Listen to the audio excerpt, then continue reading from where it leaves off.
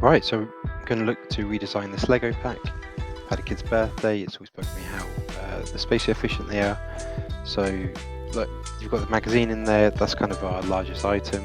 There's excess space there that could be improved upon.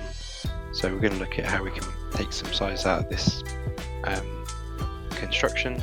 We're going to look at other ways we can also reduce that net size of the overall packaging.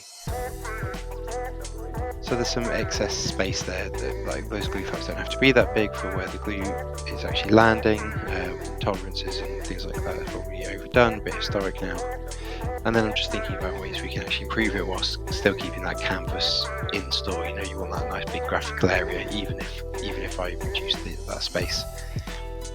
So we go into our CAD program and we start drawing things up. So this is the original, this is what's being produced at the minute. I'm just copying that design. So I've got a datum, data point that says, hey, this is the original. And we're looking at, reducing that net size to reduce the amount of material that's being used. I'm taking about 20 mil out of the depth there, about 30 mil out of the width, or the height, I should say. And then just doing a quick calculation to work out how much I'd save. So that's good, looking good. I'm saving about 37% on just taking the size out.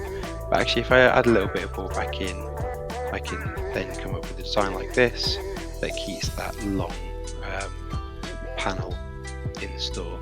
So reduce the size, but then I've added a little bit in to keep the graphic panel.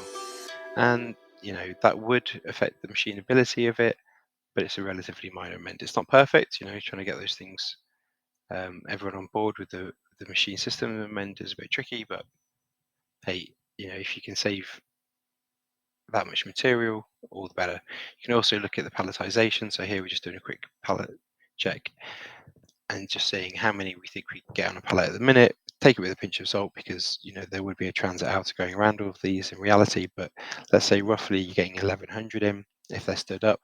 We do a sense check saying, hey, right, if you lay it flat down, how many do we get in? It actually is less, so let's stick with keeping them stood up.